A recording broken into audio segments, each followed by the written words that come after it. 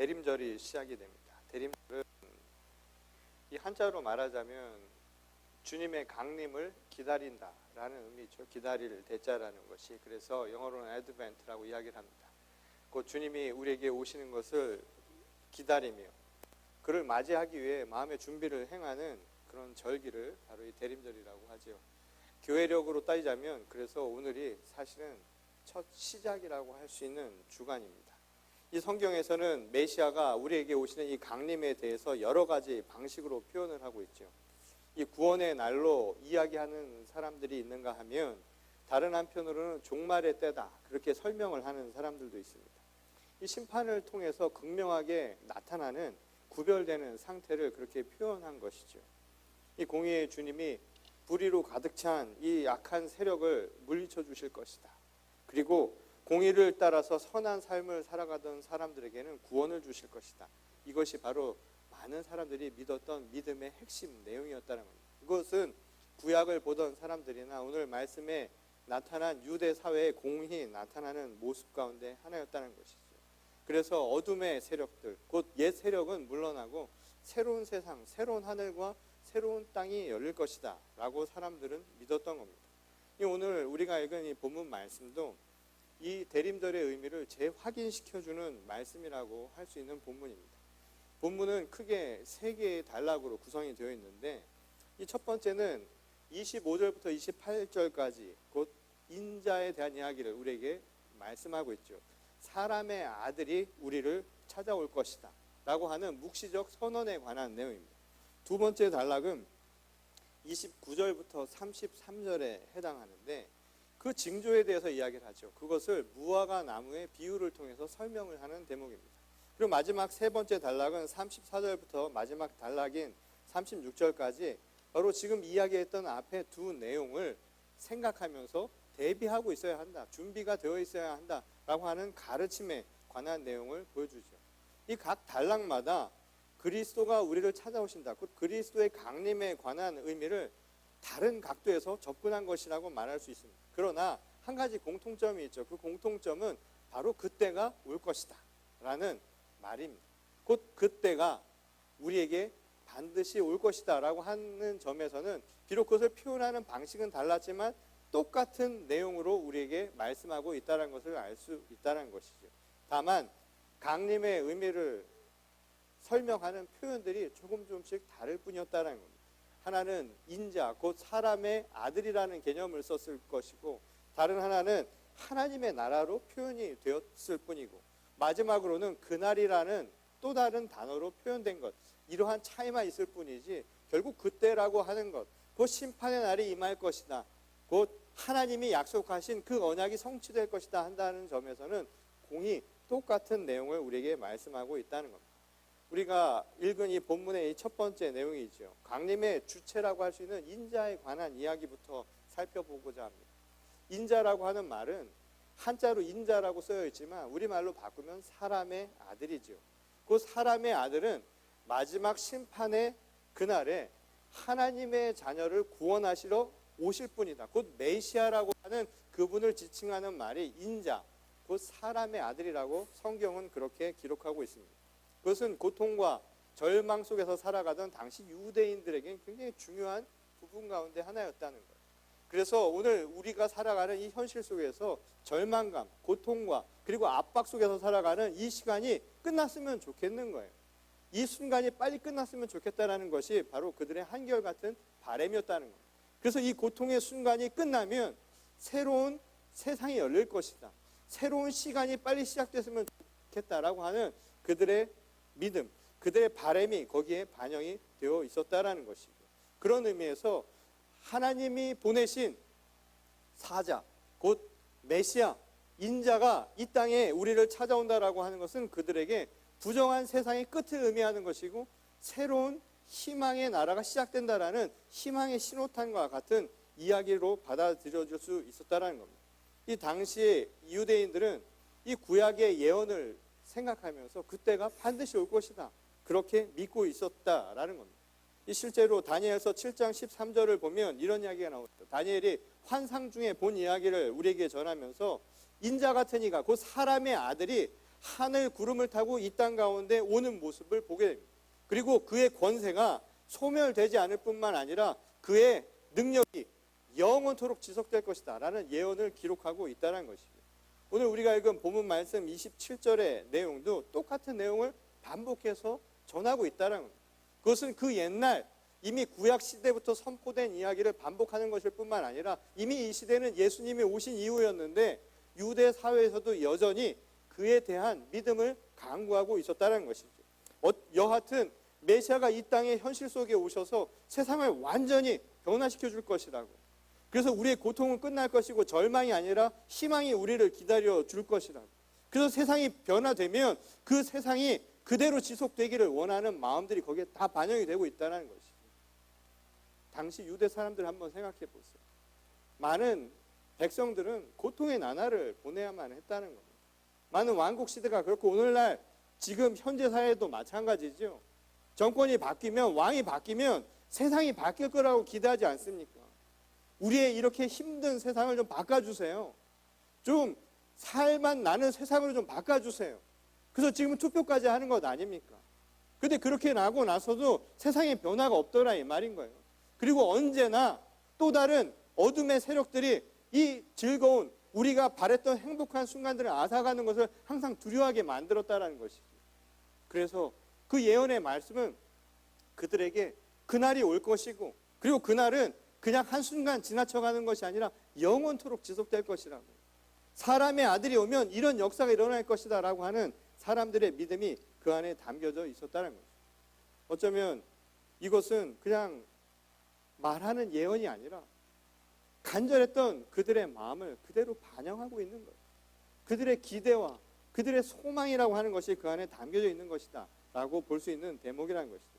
근데 문제는 이 구약의 예언과는 달리 이 당시 이 말씀을 들었던 유대 사회의 유대인들, 그리고 오늘 이 시대를 살아가는 2000년 지난 교회의 많은 역사를 경험했던 바로 우리들이 생각하는 인자의 출현은 다른 의미를 갖고 있다는 것이죠. 무슨 말이냐면 구약 시대를 살았던 사람들에게 메시아가 온다라는 것과 이 당시 이야기를 들었던 유대 사람들과 오늘 우리들이 듣는 인자가 오신다라는 이 메시지는 다른 의미로 오기 마련이라는 겁니다. 왜 그럴까요? 그것은 너무나 분명한 사실이죠. 이미 2000년 전 그리스도 예수께서 우리를 찾아오신 것, 이미 우리는 메시아가 오신 것을 경험한 사람들이라는 거예요. 더군다나 부활의 사건을 체험한 사람들이라는 것이죠. 지금 누가복음의 이 말씀을 듣는 자들 선포된 이야기들은 이미 부활하신 예수께서 너희를 곧 찾아오실 것이다 라고 하는 약속을 굳건히 믿고 기대하던 사람들이었습니다. 그리고 2000년 지난 오늘 우리도 똑같은 의미로 예수 그리스도를 기다리는 것이죠. 다시 말해서 우리는 다시 오실 그리스도 예수를 기다리는 재림의 시대를 살아가는 사람들이라는 겁니다. 그러니 인자를 기다리는 것이 구약의 시대를 살았던 사람들과는 전혀 다른 의미로 다시 오실 그분을 기다리는 그 마음으로 살아간다는 점에서 차이가 나타나고 있다는 겁니다. 하지만 여전히 이 구약 시대를 살았던 유대인들이나 이 말씀을 듣고 있었던 당시 유대사의 많은 사람들, 그래서 굳건히 예수님이 다시 오실 것이다, 곧 자기 시대에 돌아올 것만 같은 그 믿음을 갖고 있던 사람들이나 오늘 2000년 지나도록 교회를 지키며 살았던 우리들이나 그러나 한 가지 똑같은 공통점이 있다는 겁니다. 그 질문은 뭐였냐면 바로 이거라는 거예요. 언제냐라는 겁니다. 언제가 바로 그날이냐고. D-Day가 과연 언제냐라고 하는 질문은 그때나 지금이나 똑같이 한결같이 하는 질문이라는 겁니다. 특별히 이 시대의 교회와 성도들에게, 많은 이들에게 그때라고 하는 것은 정말 마지막 날처럼 느껴지지 않습니다. 이미 예수님께서 오신 뒤에 새로운 세상, 부활의 체험을 통해서 성령 강림의 역사를 통해서 우리 시대에 새로운 빛을 주신 것은 알았지만 이제 완전한 변화라고 하는 것, 정말 참 종말이라고 하는 것, 하나님의 역사가 이루어지는 심판의 그날은 우리에게는 어떤 의미에서 마지막이 되어야 한다라는 생각들을 다 갖고 있다라는 것이죠. 그래서 혹자들은 이 주님의 재림을 지구의 종말, 인류의 멸망이라고 하는 것과 동일한 의미로 생각하는 경향이 있다는 겁니다. 아주 두려움의 주제가 되기도 한다는 것이죠. 마치 SF 영화의 한 장면처럼 모든 인류가 재난 속에서 사라져버릴 운명 앞에 놓여 있는 것만 같은 그런 이미지들을 떠올리게 된다는 겁니다. 최근에 우리가 살고 있는 이 지역에서는 큰 화재가 일어났지요. 큰 화재를 통해서 많은 인명 피해가 나타났습니다. 근데 그런 재난들을 보면서 이것이 우리에게 주는 하나님의 메시지, 그러니까 우리 삶의 아주 작은 메시지가 아니라 마치 이것이 종말을 예고하는 것이 아닌가라는 이야기를 하는 분들도 있다라는 겁니다. 근데 분명한 사실은 지난 2000년 동안 이야기는 지속되어 왔다라는 거예요. 더 놀라운 거는 우리가 읽고 있는 이 성경에 나오는 바울의 시대도 그 시대가 종말인 줄 알고 사람들이 살았다 이 말인 거예요. 곧 오실 줄 알았다라는 거예요. 세상이 끝날 줄 알았다라는 것이죠. 그것은 시대를 막론하고 지속적으로 계속되어 왔다는 겁니다. 그러니 지난 2000년 동안 많은 교회에서 그런 기대와 두려움 속에서 과연 그때가 언제 일어날 것인가 그런 논박을 벌이면서 결국 우리가 얻은 것이 무엇이었는가라는 거예요. 결과적으로 그런 이야기들을 했던 사람들이 경험했던 것은 무엇이었을까요? 그 사람들이 알았던 것은 과연 무엇이었을까요? 2000년 동안 종말이 언제 오느냐라고 이야기했던 많은 사람들은 결국 그 종말을 보지도 못하고 개인의 종말 속에서 하나님을 만나야 했다라는 거예요. 우리의 삶은 그런 의미에서 유한하다라는 거예요. 인간은 지구의 종말, 인류의 멸망이라고 하는 것이 언제 올 것인가는 고사하고 당장 내일도 모르고 살아간다 이 이야기인 겁니다. 여러분 내일 아세요? 내일 무슨 일이 일어날 줄 아십니까? 내일은 고사하고 당장 1시간 뒤에 무슨 일이 일어날지도 모르는 게 바로 인간의 한계라는 겁니다. 우린 그런 삶을 살아간다는 거예요. 내일 무슨 일이 있을지 내 삶에 어떤 상황이 생겨날지도 모르고 살아가는 것이 바로 인간의 한계라는 겁니다. 누가는 그런 의미에서 이러한 상황들을 우리에게 다시금 설명해 주죠. 다른 각도로 그때를 보라고 우리에게 이야기를 합니다. 그것은 단순한 종말이 아니라는 거예요. 바로 두 번째 단락에서 이야기하는 것처럼 사람의 아들이 오는 것은 곧 하나님 나라가 이 땅에 임재하는 것이라는 것으로 표현하고 있다는 겁니다. 하나님의 나라가 시작이 된다는 거예요. 그래서 우리가 그때라고 하는 것을 종말과 마지막 때, 그래서 주님의 재림이라고 하는 것이 마치 모든 것의 끝이라고 하는 절망적인 상황을 생각하는 것이 아니라 사실은 새로운 세상이 열리는 구원의 시작이라는 것을 우리에게 가르쳐주고자 했다는 것이죠. 물론 죄를 범한 이들의 입장에서 이 심판대 앞에 서는 게 편하진 않겠죠. 그 자체로 두려움일 수 있겠죠. 심판이 있을 것이다. 그때 두려워하는 자가 과연 누구이겠느냐라는 겁니다. 죄 지은 자만이 죄를 짓고 있는 자가 그 자리에 서기를 두려워하겠죠. 만나기 두려워할 것 아닙니까? 불편할 것 아닙니까? 마음에 그나마 양심이라도 남아있다면 말이에요. 그러나 하나님 나라를 살았던 사람들, 곧 하나님의 말씀을 믿고 고대하며 살아가는 사람들, 희망의 사람들, 8가지 복을 얻기 위해서 수고했던 모든 이들은 그 심판대에 서는 것이 결국은 우리 삶의 짐을 덜어놓는 진정한 자유를 누릴 수 있는 시간이 될 수 있다는 겁니다. 그러니 그날이 기쁨과 희망이 될 수밖에 없다는 것이죠. 성탄이라고 하는 의미를 한번 생각을 해보십시오. 이 성탄이 지금도 많은 사람들에게는 기다려지는 날로 기억되기도 하죠. 왜 그럴까요? 오늘 우리가 대림절을 이야기하면서 교회력만 따지고 이야기해보면 여러분 주님 언제 오시나요? 주님 언제 오세요? 25일 날 오신대잖아요. 12월 25일이 성탄절 아닙니까? 교회력에 따르면. 그래서 많은 사람들이, 어떤 사람들은 그날을 고대하면서 살아요. 25일이 되면 뭔가가 있을 거라고. 어린 아이들은 25일을 막 세면서 벌써부터 기대하면서 살고 있겠죠. 뭔가 있을 것이다라는 기대. 울면 안 돼. 거짓말하면 안 돼. 굳건히 지켰던 아이들은 그날 뭔가 기대하면서 성탄을 맞이하게 될 거라는 거예요. 그러나 많은 사람들이 다 기대한 것만큼의 성탄절의 의미를 찾지는 못한다는 거예요. 그날에 자신들이 기대하는 것을 다 얻지는 못하죠. 그래서 어떤 이들에게 성탄은 불편한 날이 될 수도 있는 사람들이 있다는 거예요. 만일 우리가 바라는 모습이 그 정도에 그쳤다면 말이죠. 그래서 누가는 언제 하나님의 나라가 임할 것인가에 대한 우리의 시선, 그리고 이 질문에 대해서 우리가 정작 물어야 할 것이 무엇인가, 우리의 질문을 지금 바꿔주고 있죠. 우리의 시각을 완전히 바꿔놓고 있다는 겁니다. 다시 말해서 지금 우리가 중요하게 생각해야 할 것, 우리가 물어야 할 것은 하나님의 나라가 언제 올 것인가, 그게 되어서는 안 된다는 거예요. 그 질문을 하기 전에 먼저 우리가 해야 될 것은 뭐냐면 어떻게 그날을 기다릴 것인가가 되어야 한다는 겁니다. 나가서 그 나라를 어떻게 만들 것인가가 우리에겐 필요한 성도로서의 모습이라는 거예요. 우리가 신도로 살아간다는 것은 그냥 무작정 앉아서 기다리는 것이 아니라 그날을 어떻게 맞이할 것인가, 그 생각을 해야 한다는 거예요. 그리고 그것만이 아니라 나만이 아니라 바로 하나님의 나라를 이루기 위해서 우리가 살아가는 공동체를 위해서 내가 무엇을 행할 것인가를 먼저 물어야 한다는 것이죠. 그런 의미에서 오늘 무화과 나무의 비유는 우리가 흔히 생각하던 언제 시기가 올 것인가를 알 수 있다라고 하는 비유로 설명했다기보다는 또 다른 각도에서 이해할 수 있는 대목이라는 겁니다. 다시 말해서 나무의 변화를 통해서 언제 주님이 오실 것인가를 안다는 것, 그건 너무나 당연한 얘기 아닙니까? 그 이야기를 하는 게 아니지요. 사철은 변화되는 거 아닙니까? 삼척동자도 알잖아요. 여름이 되면 더워질 거라는 거.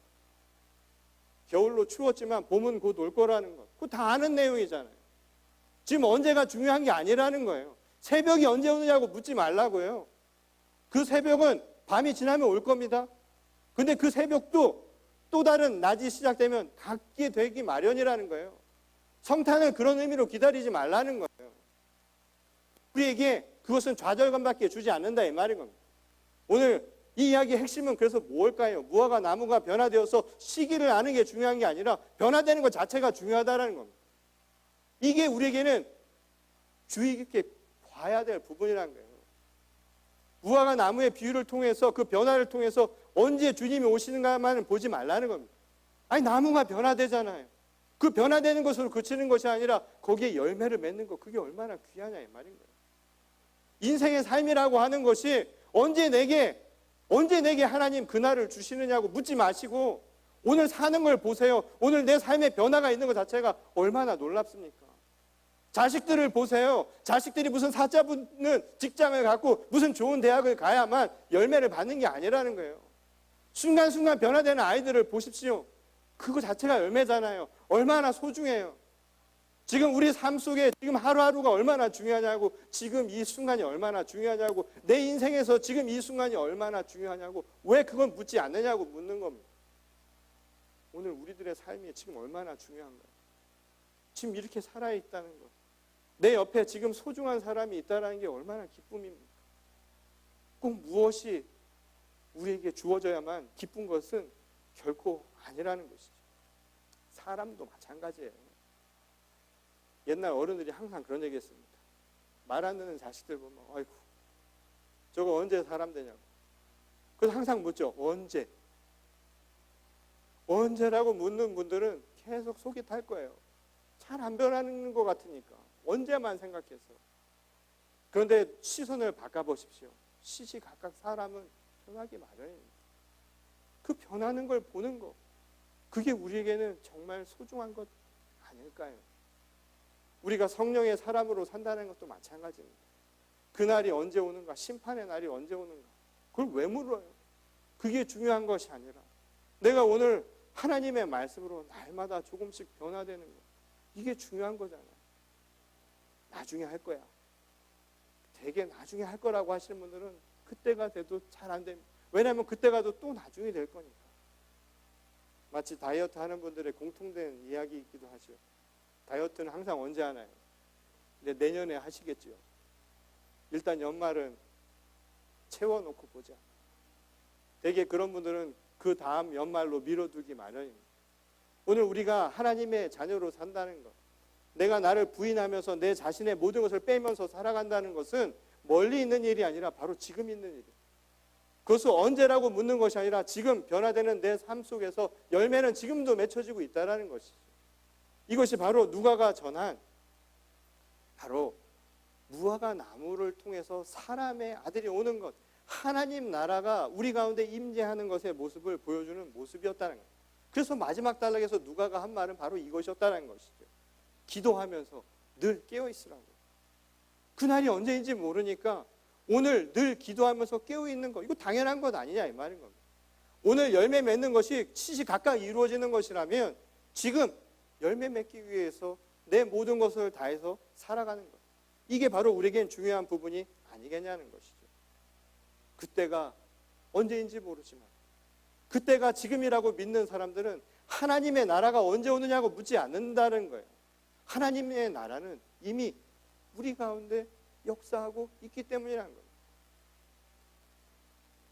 이 한국에서는 아마 첫눈이 왔겠죠. 이맘때만 되면 많은 사람들이 첫눈 이야기를 하고 기다리는 때가 있어요. 저도 그랬던 때가 있었던 것 같아요. 아직도 그런 로맨틱한 심성을 가지고 사시는 분들이 물론 여기에는 없겠죠. 첫눈이 올 리가 없으니까.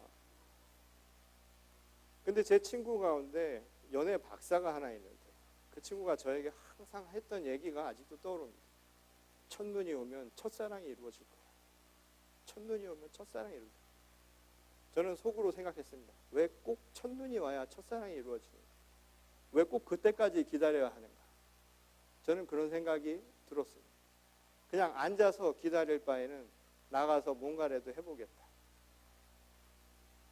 그 친구가 저에게 또 가르쳐준 이야기 중에 하나가 덕수궁 돌담길을 걷지 말라고 하는 거예요. 어른들은 아실 거예요. 덕수궁 돌담길을 걸으면 헤어진다는 거예요. 근데 그 이야기를 하는 그 친구는 저와 걸으면서 그 이야기를 해주랍니다.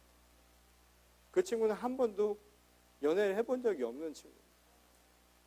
연애를 해본 적이 없는 그 친구가 그런 이야기를 하니까 신뢰가 가지는 않는 거예요. 그것도 해보면서 해야 무슨 의미인지 알 텐데 오늘 우리가 살아가는 삶 속에 많은 사람들이 막연한 기대, 막연한 생각으로만 살아간다는 거예요. 오늘 누가는 그날에 이루어질 그 상황, 언제인가를 묻기 전에 오늘 나에게 주어진 삶 속에서 무언가를 하면서 살아야 하는가? 그 질문을 먼저 해보라는 거예요. 그리고 그에 대한 답을 이렇게 이야기하는 것이었죠. 오늘 쉬지 말고 기도하라고요. 깨어서 살아가는 삶을 살아가는 주의 자녀가 되어야 한다는 겁니다. 그때 심판의 날이 올지라도 심판대 앞에 설 수 있는 마음가짐이 될 수 있어야 한다는 거예요. 그래서 우리의 질문은 하나님 나라가 언제 오는가가 아니라 내가 지금 하나님 나라에 합당한 삶을 살고 있는가? 그것에 필요한 것을 행하고 있는가? 정말 공부 잘하는 친구들은 시험을 보기 위해서 시험에 필요한 것들을 공부한다 이 말인 거예요. 그럴 거 아닙니까? 지금 정말 합리적으로 살아가는 사람이라면 그 목적에 맞는 합당한 일을 해야 되는 것 아니냐 이 말인 거예요. 오늘 같은 시대에 시간 낭비하면서 살 필요는 없잖아요. 공부 못하는 친구들의 특징이 하나 있어요. 제가 오늘 자꾸 친구 얘기를 해서 그런데 다음날 영어 시험 보는데 수학 공부하는 애들 꼭 있습니다. 이유를 잘 알 수가 없어요. 그리고 항상 그때 되면 느끼는 게 있어요. 시험 때만 가까워지면 항상 자기는 기초가 부족하다는 생각을 갖습니다. 그래서 항상 돌아가죠. 1장으로 다시 돌아갑니다. 그래서 그 친구에게 수학은 항상 1장으로 머물러 있던 친구들이 항상 있어요. 그때 해야 될 건 뭘까요? 필요한 거를 하는 것. 그게 합당한 삶을 살아가는 거예요. 우리가 계산적으로 살라는 것이 아니라 합리적으로 살아가는 것. 하나님의 나라를 살아가는 합리적인 방법은 뭘까요? 하나님 나라 구원을 얻기 위해서 우리에게 필요한 것은 뭐겠느냐 이 말인 거예요. 그 나라는 돈으로 갈 수 있는 나라가 아니라고. 그 나라는 오직 그리스도 예수를 믿는 믿음으로 가는 나라라고 우리에게 말씀하지 않으셨습니까? 그러니 그 믿음을 오늘 구해야 할 것 아닙니까? 그럼 그 믿음을 위해서 내가 무엇을 행할까를 물어야 그게 지금 정답이 아니겠느냐라는 것이죠. 너무나 분명한 사실 아닐까요? 오늘 그게 내일이 될지 모레가 될지 언제가 될지 모르는 그 날을 내가 살아가는데 그 날에 하나님 나라의 심판대 앞에 서기 위해서 내게 필요한 것이 있다면 믿음밖에 없다고요. 그럼 그 믿음을 위해서 내가 오늘 무엇을 행하면서 살아야 할 것인가? 그걸 물어야 할 것 아니겠느냐 이 말인 것이죠. 오늘 이 말씀을 듣는 여러분들도 마찬가지입니다. 무슨 이야기를 하는 게 중요한 게 아니라요. 이 말씀을 통해서 오늘 내가 무엇을 행해야 하는가를 스스로 질문해야 된다 이 말인 겁니다. 그리고 오늘 가르쳐주는 메시지대로 깨어 있으라고요. 오늘 신앙적으로 깨어 있는 주님의 자녀들이 되십시오. 우리가 지난주 함께 나눈 말씀처럼 그래서 항상 기뻐하고요. 쉬지 말고 기도하고 범사에 감사하라고요. 이것이 우리 내년도 우리 교회의 표어입니다. 왜냐하면 우리는 구원의 자녀들이기 때문입니다. 왜냐하면 우리는 하나님 나라의 심판 때를 기대하며 기쁨으로 맞이하기 위해서라는 것이죠. 오늘 그것을 위해서 수고하는, 그래서 하나님의 나라가 저 멀리 마치 먼 미래의 미지의 세계에 있는 것처럼 이야기하는 것이 아니라 지금 오늘 우리의 삶 속에서 이루어지는 것임을 고백할 수 있는 주의 자녀들이 되시기 바랍니다. 그런 의미에서 하나님의 나라는 언제 오는 것이 아니라 지금 우리의 믿음을 통해서 나타나는 결실이라는 거예요. 그 자체가 믿음의 열매이지 막연히 기다리는 그 무언가가 아니라는 것을 여러분 꼭 기억하시기 바랍니다. 요한복음 14장 20절에 보면 예수님도 이런 말씀을 하셨죠. 그날에는 내가 아버지 안에, 너희가 내 안에, 내가 너희 안에 있는 것을 알게 될 것이다 라고 말씀하셨습니다. 그 말은 뭘까요? 결국 하나님 아버지와 그리스도 예수 그리고 우리가 하나 되는 거예요. 서로 안에 있다라고 할 수 있는 것은, 공통이 될 수 있다는 것은 결국 하나가 되어 버린다라는 이야기인 겁니다. 주님과 하나 될 수 있는 것, 이게 바로 우리에게 필요한 거예요. 그날에 되어야 할 모습이 바로 이것이어야 한다는 겁니다. 그러니 오늘 우리가 믿음을 통해서 가야 할 길도 너무나 분명한 것이죠. 하나가 되기 위해 살아야 한다는 겁니다. 예수께서 이것을 또 다른 표현을 통해서 우리에게 비유를 하셨죠. 요한복음 15장에 보면 포도나무의 비유를 통해서 말씀하지 않으셨습니까? 가지가 열매를 맺으려면 포도나무에 붙어 있어야 한다고요. 그 나무에서 떨어져 나오면 열매를 맺지 못한다는 거예요. 다시 말해서 하나님 안에 우리가 한 형제 자매가 되어야 비로소 진정한 열매가 맺혀질 수 있다는 겁니다. 이것이 바로 오늘 우리가 살아가는 모습이 되어야 한다. 무화과 나무의 변화된 삶을 이 포도나무의 가지가 가르쳐주는 비유처럼 하나님 안에 하나가 되기 위해서, 내가 그 믿음을 구하기 위해서 필요한 것을 행하며 사는 삶을 살아야 한다는 것이죠. 이 우리말에 열리지라는 단어가 있어요. 이 가까이 자라는 두 나무가 맞닿은 채로요, 오랜 세월이 지나면 그 서로 나무가 하나가 되는 경우가 있습니다. 그 현상을 열리라고 하는데, 실제로 이런 열리 현상들이 몇백 년마다 한 번씩 발견이 됩니다. 그래서 사람들은 놀라운 기이한 현상이라고 말을 하는 것이 바로 이 열리 현상인데, 그때 가지가 함께 붙는 현상을 열리지라고 이야기를 합니다. 저는 오늘 예수께서 무화과 나무의 변화를 통해서 우리에게 말씀하신 것입니다. 또는 그것을 통해서 포도나무와 같이 주님과 하나 되라고 하신 말씀도 이 열리지와 똑같은 현상이라는 생각을 해보았습니다. 비록 그때가 언제인지는 모르죠. 어떻게 하나가 될지, 언제 우리가 철들고 살지, 언제 믿음이 갑자기 뜨거워져서 내가 성령의 사람으로 변화되며 살지, 그건 아무도 알 수가 없습니다. 때로는 오랜 세월을 보내야 할 수도 있을 겁니다. 그런데 우리에게 질문하는 겁니다. 그렇다고 여러분 뒷짐지고 아무것도 하지 않고 그저 기다리기만 하실 겁니까? 나뭇가지도 열리지가 되기 위해서 자양분을 끊임없이 받아야 합니다. 그리고 그 나무에서 떨어져 나가면 결국 열리지가 되지도 못합니다. 열매를 맺을 수도 없습니다. 끊임없는 노력의 결과로 수백 년, 수천 년이 걸려서 열리지 현상이라고 하는 것도 맺어지기 마련이라는 거예요. 오늘 우리들의 삶의 열매도 언제 맺어질지 잘 몰라요. 그러나 내가 할 수 있는 것은 하나님이 주시는 분량과 때가 있으리라는 믿음 속에서 지금 내가 행할 수 있는 것들을 조금씩 행하는 겁니다. 그리고 바로 구원의 날을 그 마음으로 기다리는 것이죠. 어떤 사람들은 제가 이렇게 이야기하면 참 미련한 이야기를 하고 있다고 생각하는 사람이 있을지도 모르죠. 정말 무모하다고 생각할지도 모르죠. 그런데 예수께서 이런 말씀을 우리에게 하셨죠. 산을 옮길 만한 믿음이면 된다. 여러분, 산을 옮길 만한 믿음이면 다 됩니다. 우리 삶의 힘든 고통이요, 지난 한 해를 살면서 내게 이루어지지 않은 것들 때문에 언제 내게는 빛이 있으려나, 언제 내게는 정말 기쁨이 생기려나 이런 질문을 하시는 분들이 있죠. 저희 어머니는 저 사는 걸 보고 언젠가 그런 얘기를 하신 적이 있으세요.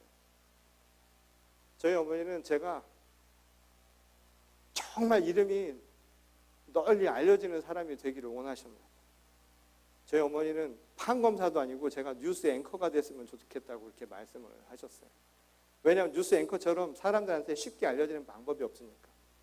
그리고 저한테 그런 말씀을 항상 하셨으면 너는 말로 먹고 살아야 돼. 됐지요. 물론 목사가 말로 먹고 사는 건 아니라고 할지 모르지만 설교를 전하잖아요. 지금 여러분한테 이야기를 하잖아요. 근데 어느 순간에 저희 어머니가 저한테 그런 얘기를 하셨어요. 아이고 우리 아들은 꽃도 못 피는구나. 꽃도 못 피는구나.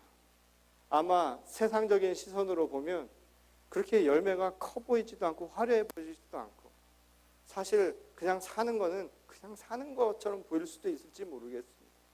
오늘 우리들의 삶 속에 그런 기대를 가지고 많은 사람들이 그때라는 환상을 가지고 살아가는지 모르죠. 근데 오늘 우리에게 중요한 부분이 있다는 거예요. 그날이 언제 오는가? 그 이전에 내가 오늘을 어떻게 살아가야 하느냐라는 그 질문이죠.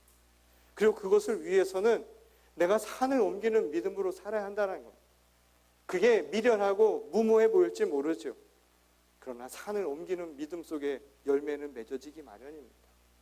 저는 산을 옮기기 위해서 저에게 오늘 누군가 그 산을 옮겨보라 한다면 그것을 믿지 않는 것이 아니라 가서 한 줌의 흙을 나르겠습니다. 그것이 열흘이 되고 내 평생이 걸릴지라도 내가 할 수 있는 산을 옮기는 믿음을 오늘 삶을 통해 실천해 내려고 합니다. 오늘 우리 교회에 주시는 하나님의 역사도 마찬가지입니다. 이제 2019년 우리 열린 교회에 주시는 하나님의 복이 있을 줄 압니다. 하나님의 은총이 임할 줄 믿습니다. 그 은총을 위해서 우리가 가만히 앉아있는 것이 아니라 한 사람 한 사람 함께 열일을 해내는 겁니다. 작은 것 하나를 들어서 산을 옮기는 믿음을 실천해 내시기 바랍니다. 그래서 오늘 우리 가운데 하나님의 역사가 하나님의 나라가 임하는 것을 함께 보고 고백할 수 있는 저희 모두가 될 수 있기를 바랍니다. 내년 2월 말이면 우리 교단의 미래에 큰 영향을 미치게 될 특별 총회가 열립니다. 총회는 제너럴 컨퍼런스, 매 4년마다 열리는 연합감리교회의 가장 중요한 최고 입법 및 의결 기구입니다. 근데 4년마다 개최되는 정기 총회가 아니라 내년에는 말 그대로 중간에 임시로 열리는 특별 총회가 열리게 되었습니다. 그 이유는 오랫동안 지속되어 온 미국 사회의 특별한 이슈 때문입니다. 바로 휴먼 섹슈얼리티라고 이야기하죠. 동성애에 관련된 논쟁 때문입니다.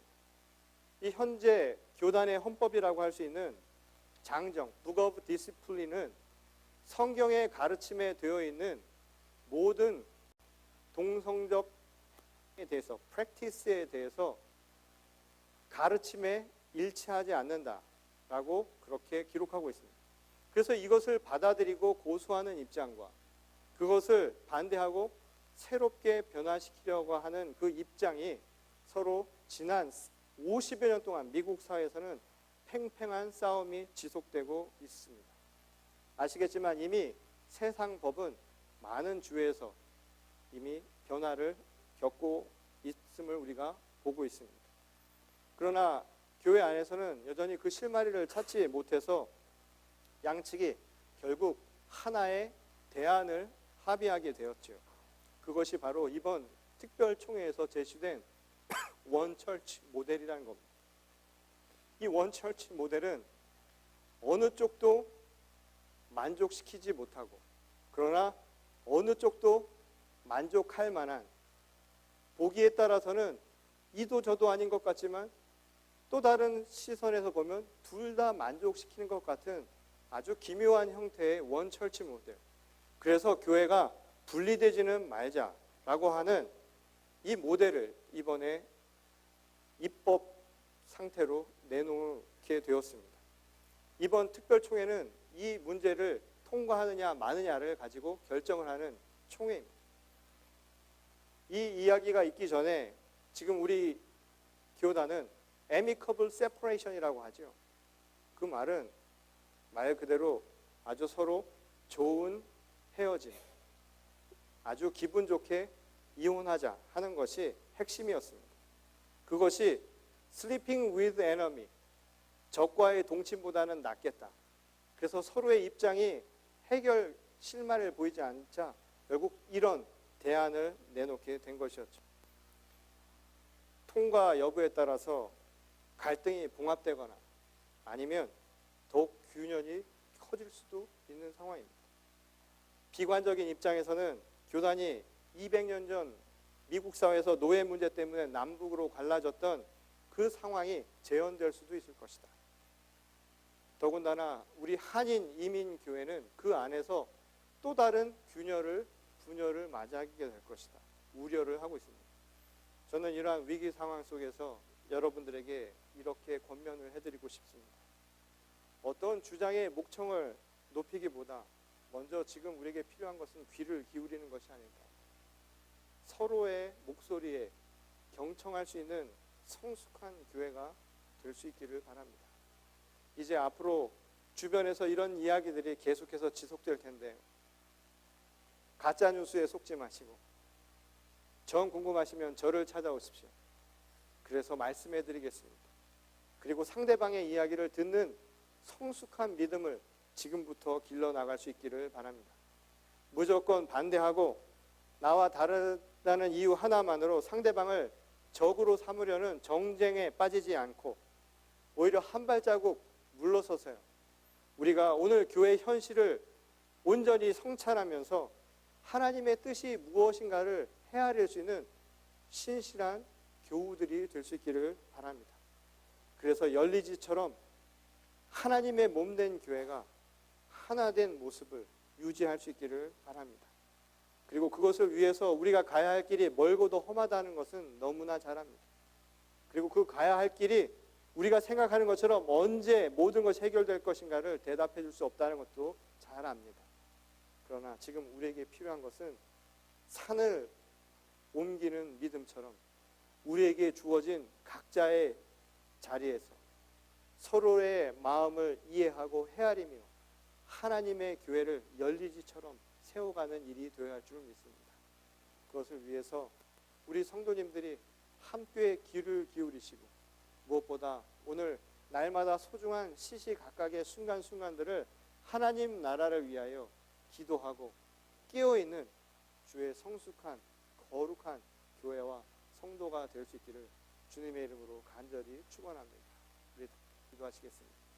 하나님, 오늘도 주 안에서 주님의 은총 가운데서 하나님의 따뜻한 손길 가운데서 살았음을 고백하기를 원합니다. 받고 싶을 때는 언제나 주님의 품에 달려가면서 정작 내가 주님을 내 안에 모셔야 할 순간에는 애써 외면했던 삶은 아니었을까요?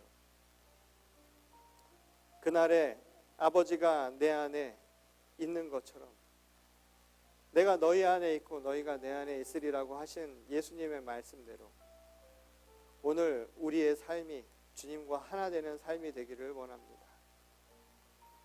이것을 위해서 무엇을 행해야 할까요? 믿음으로 가는 그 구원의 길을 위해서 오늘 저희들이 시간을 소모하고 낭비하는 삶이 아니라 정말 하나님 나라에 합당한 진정으로 합리적인 삶을 살아가기를 원합니다. 믿음으로 사는 자들이 되게 하시고 그 믿음을 위해서 내가 무엇이 필요한가를 먼저 구하고 질문하게 하여 주시옵소서. 우리 각자가 오늘 이 시간 마음에 가슴에 손을 대고 기도합니다. 나는 지금 무엇이 필요합니까? 내가 구원을 얻기 위해서 믿음으로 살기 위해서 지금 내가 물어야 할 것은 무엇일까요? 주님, 저 지금 무엇 해야 합니까? 주님, 제가 지금 무엇을 잘못하고 있나요? 주님, 제가 무엇이 변화되어야 한가요? 주님, 어떻게 변화될 수 있어야 할까요? 오늘 이 질문에 오늘 해답을 얻고 돌아갈 수 있도록 또한 그 해답을 얻거든 결단하며 우리의 삶 속에서 날마다 실천하며 깨어있는 자가 될 수 있도록 주님, 오늘 이 자리에 나온 주의 거룩한 성도들을 축복하여 주시옵소서.